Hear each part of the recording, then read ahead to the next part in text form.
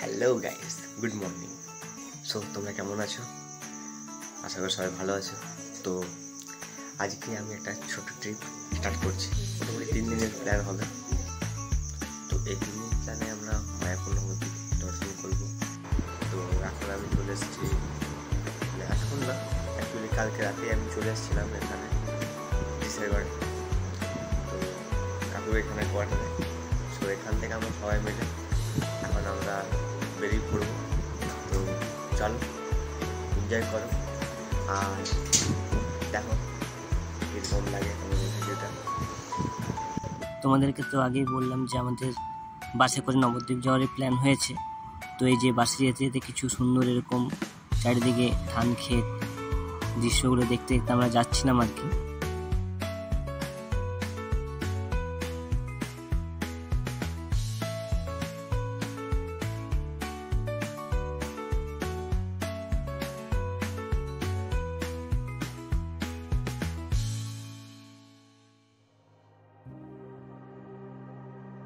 যেতে যেতে এরকম একটা ক্যানেলও দেখতে পেয়েছিলাম, তার মধ্যে নৌকা যাতায়াত করছিল, সেটাও খুব সুন্দর ছিল। সো গাইজ দেখো, দেখতে পাচ্ছ যে চেপে পড়েছি এখন আমি। সো এখন আমরা আছি নবদ্বীপে, আর এরপরে আমি চলে যাব মায়াপুর দিকে।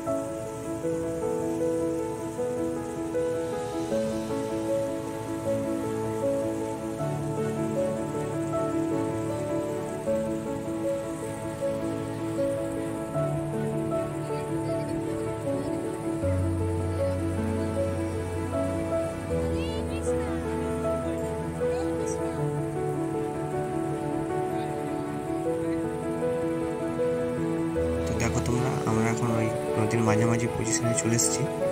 তোমরা দেখো, বুঝতে পারছো কিনা জানি না, হালকা ওই সাইডে দেখো একটু ব্লু ব্লু ভাব, আর এদিকটা দেখো ব্ল্যাক কালারটা।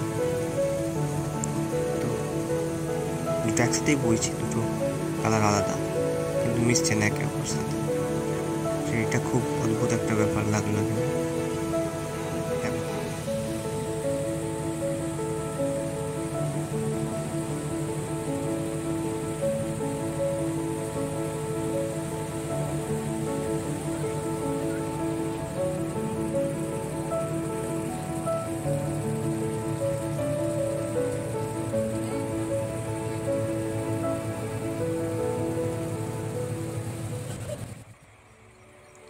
এইখানে দেখো কি সুন্দর একটা বক কিংবা সারস পাখি হবে হয়তো। তো ওই দলের ওখানে কচুরি পানার ওখানে বসে বসে মাছ ধরছিল, তোমরা দেখতে পাচ্ছ।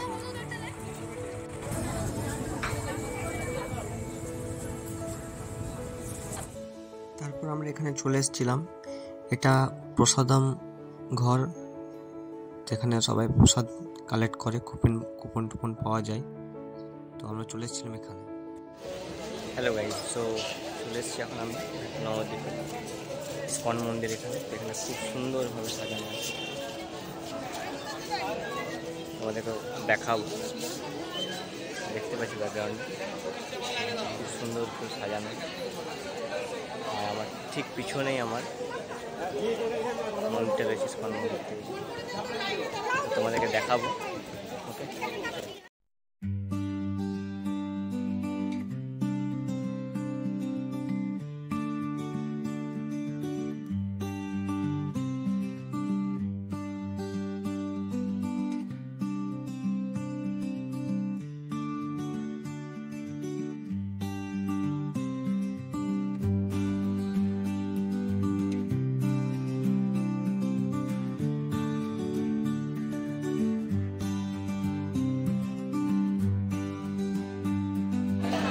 গাইস এখন চলে এসেছি লাঞ্চ করতে।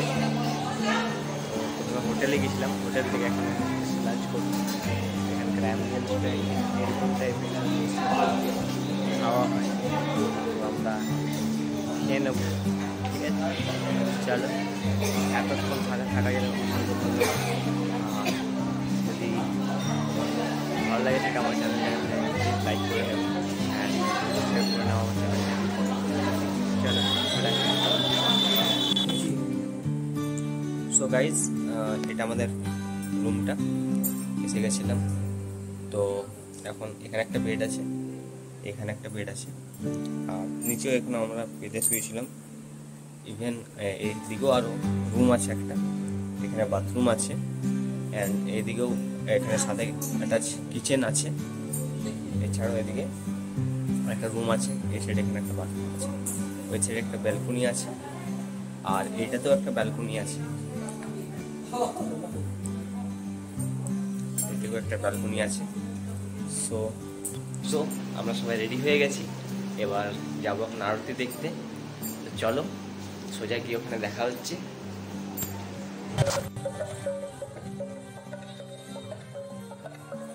আমরা চলে এসেছি শ্রী শ্রী জগন্নাথ বলদেব সুভদ্রার মন্দির। সো বেসিক্যালি এটা একটা জগন্নাথ মন্দির, আর এছাড়াও এখানে অনেক ছোট ছোট মূর্তি আছে দেবী দেবতাদের, তো সেগুলো আমরা দর্শন করব। আর অনেক কিছু আছে ভেতরে, পার্কের মতো আছে একটা, আর এরকম বৈকুণ্ঠ টাইপের আছে, সেটা আমরা দেখে নেব।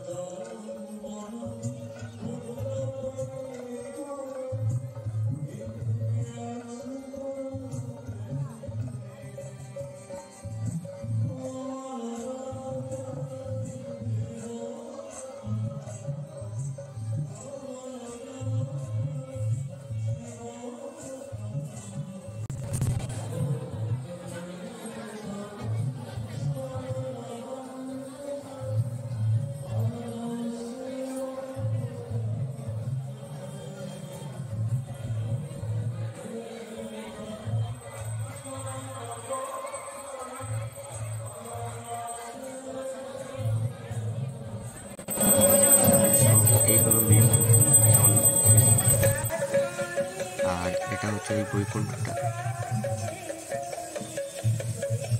দেখো এটাও খুব সুন্দর লাগছিল দেখতে।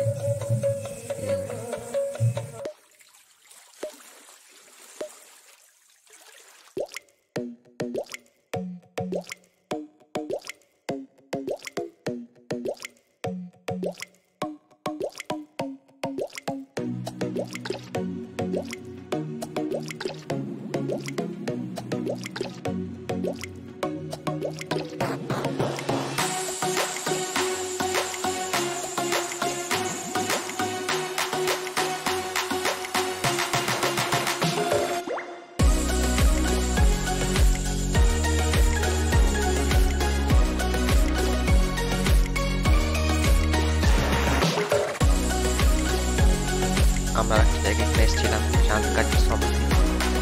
এ ছিল মহাপ্রভুর একজন ভক্ত। প্রথমে তো এই চাঁদকাঠি যিনি আছেন, তিনি নাকি এই মহাপ্রভুর খোলটা যে ভেঙে দিয়েছিল, তারপর অত্যাচার করেছিল। পরবর্তী সময়ে আবার ওই মহাপ্রভুটি সেটা ভক্ত হয়ে যায়, তার শিষ্য হয়ে যায়। তো তাকে এখানে সমাধি দেওয়া হয়েছিল, সেই সমাধি স্থল হচ্ছে এটা, দেখো।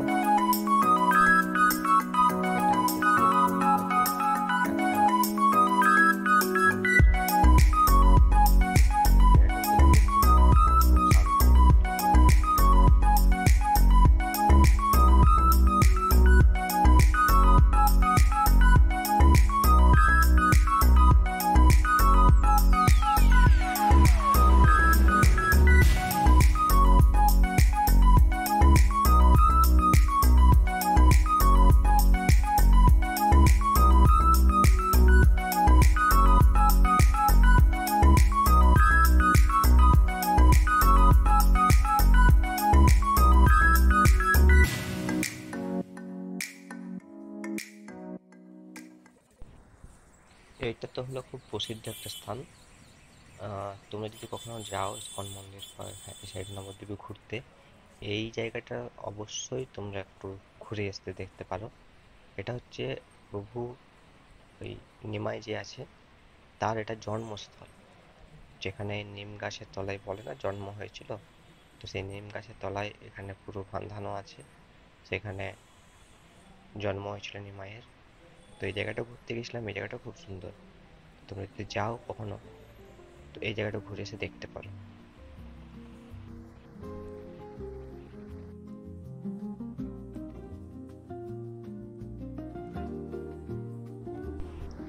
সো এটাই হলো সেই জায়গাটা যেখানে নিমাইয়ের জন্ম হয়েছিল।